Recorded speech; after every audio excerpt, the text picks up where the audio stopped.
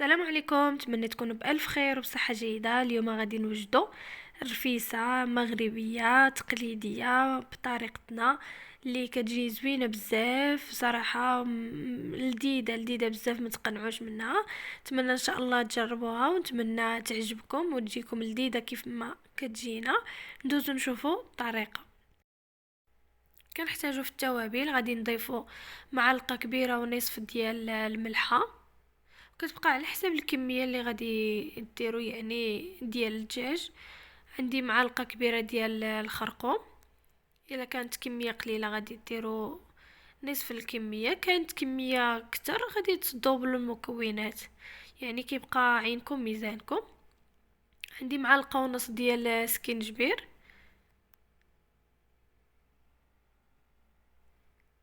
وعندي كذلك معلقه كبيره ديال القزبر يابس، معلقه ونص.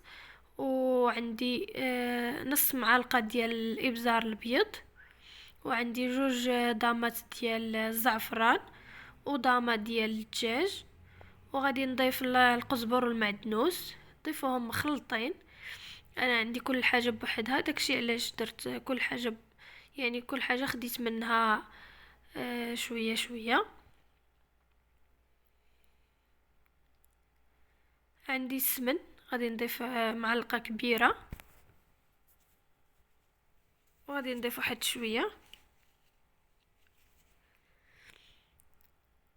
هادو هما المكونات اللي كنحتاجو. كيف قلت لكم راني ضفت البزار الابيض نص معلقه، غير ما بانش في التصوير. ما عندكمش البزار الابيض تقدروا تستعملوا البزار العادي اسود. وعندي شفتو ضامات ديال الثومه حكيتهم. غادي نضيف الماء كيف كتشوفوا، والبصله قطعتها على هاد الشكل. درت كميه كثيره ديال البصله حيت انا مضوبله المكونات. كيف كتشوفوا خلطت مزيان دوك التوابل اللي ضفنا مع داك الماء حتى ينسجموا لينا مزيان.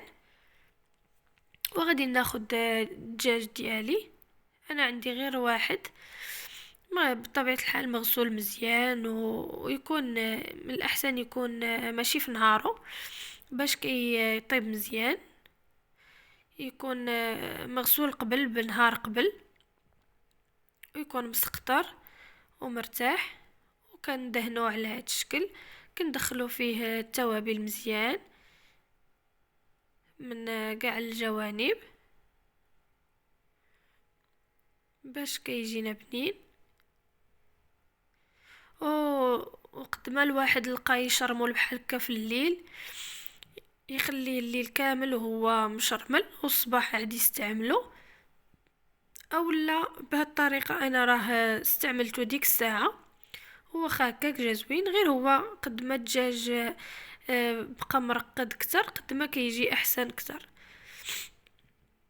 كيف كتشوفوا كندهنو مزيان على هاد الشكل.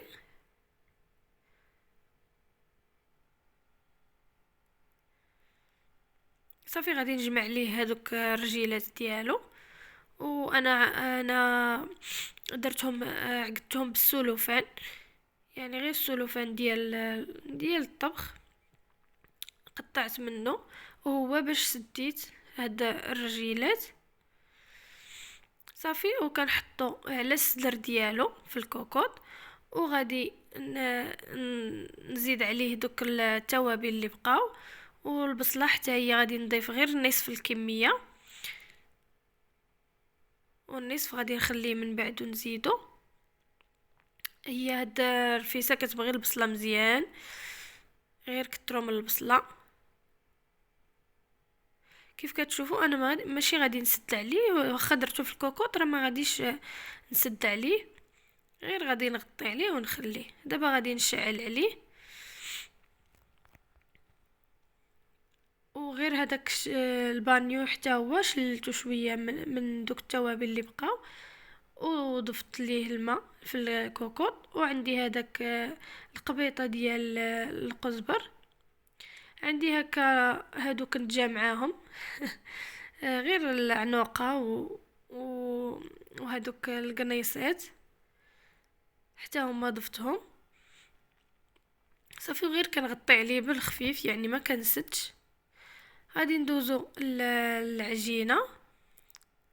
انا استعملت كميه كتيره، درت 4 زلايف ديال الدقيق الفورص و3 ديال دقيق الفينو. يعني كنغربلو كل شيء، كنضيفو كميه ديال الملح وغادي نجمعوها بالماء دافي. الملح على حساب الكميه، يعني انا عطيتكم الكميه وكل واحد عطيتكم الطريقه، وكل واحد الكميه اللي بغى غادي يدير على حساب الاشخاص اللي في الدار. صافي غادي نجمعها بالماء دافي وغادي نخليو الدجاج ديالنا كيتشحر مزيان. مره كندوروه هكا بالفرشيط كنتقبوه. وهذيك البصله حتى هي كتشحر مزيان، والعافيه تكون مهيله باش يطيب على خاطرو. غادي من بعد ما جمعته غادي نديرو في العجانه، يعني تدلك مزيان. صافي وكنخليها ترتاح كيف كتشوفوا. صافي نغطي عليها ونخليها ترتاح. انا ندهن عفوا بالزيت، يعني غير كنجمعها ونخليها ترتاح. كيف كتشوفوا غادي نقلب الدجاج على هذه الطريقه وكنتقبوه باش يدخلوا الطياب مزيان.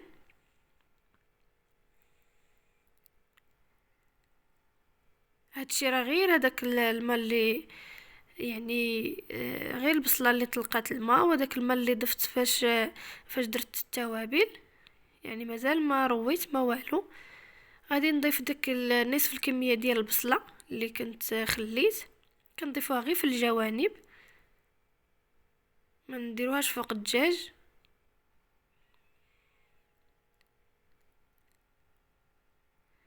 على هذا الشكل. عندي كاس ديال الزيت النباتيه، حتى هي غادي نخويها في الجوانب، ونصف كاس من زيت الزيتون.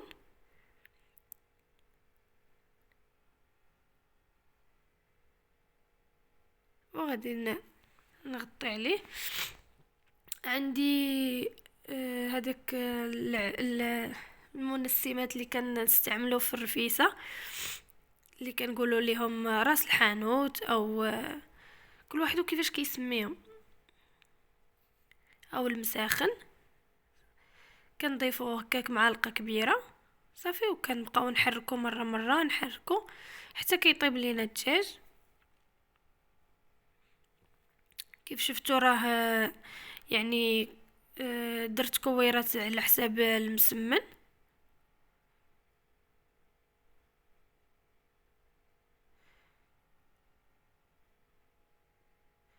دابا غادي نضيف الماء اللي غليان،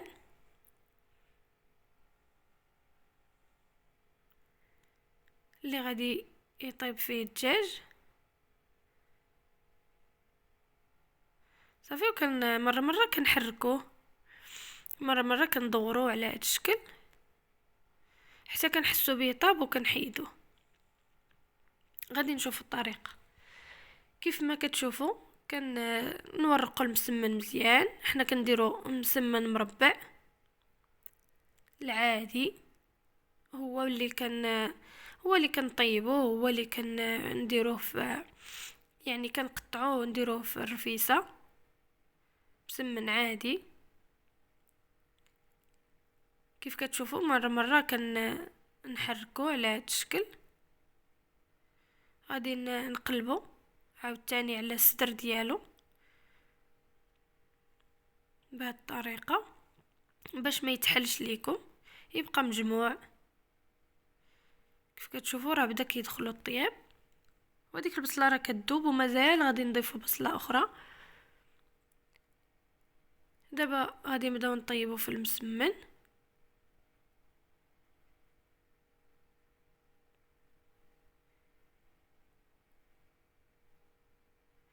من بعد ما كتسخن المقله وكنحطوا المسمن ديالنا كيطيب. شفتوا كيفاش كيتنفخ، كيجي زوين بزاف مورق.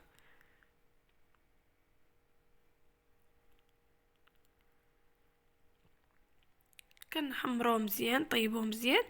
وكذلك ضفت كميه كتيره، يعني زدت مازال بصله كتيره وقطعتها على هاد الشكل وضفتها من بعد ما حيدت الدجاج اللي طاب. صافي حيدته درته في الطاوه. ضفت كميه كتيره ديال البصله. غادي نضيف العدس عفوا. نضيفو الكميه ديال العدس وغادي نسد عليه. يعني خليت هذوك العنوقه حيت شويه كيشدوا الطياب. ماشي بحال هذوك العنقه ديال البلدي، ديال الدجاج البلدي. ضفت كذلك ملي زدت الكميه ديال الماء وزدت البصله والعدس. غادي نضيف شويه ديال التوابل، زدت شويه البزار وشويه ديال السكينجبير وشويه ديال الملحه. ولكن حتى كتذوقوا عاد تضيفوا الملحه وشويه ديال الخرقوم. يعني كاع التوابل كنضيفوا منها شويه شويه شويه حيت انا عندي كميه كتيره. كيف كتشوفوا ملي كنبغيو نضيفوا الماء كنضيفوا الماء غليان. يعني هاد المرحله ملي كنحيدوا الدجاج كنضيفوا البصله، كنضيفوا العدس، كنضيفوا شويه شويه من التوابل وكنديروا الماء اللي صافي الاخير، يعني ما نبقاوش نضيفوا الماء. هذا هو الدجاج حمرته صافي. ومن بعد ما طيبنا المسمن قطعناه صافي وكنبداو نسكيو. يعني كنحطوا المسمن هو الاول، الطبقه الاولى كنديروا طبقه صغيره ديال المسمن كنخويو من فوق منه البلول. وعاود تاني كنديروا الطبقه الثانيه وكنعاودو تاني نسقيو بالبلول صافي. وكنحطوا الدجاج في الاخير كنديروا العدس والبصله اللي يعني واخا راه كطيب ولكن كتبقى باينه صراحه وكتجي زوينه بزاف. ونتمنى تعجبكم الوصفه ديال اليوم، نتمنى تجربوها وحتى نتوما تجيكم بنينه ولذيذه كما كتجينا. نتمنى تعجبكم الوصفه ديال اليوم. تلاقاو في وصفه اخرى ان شاء الله.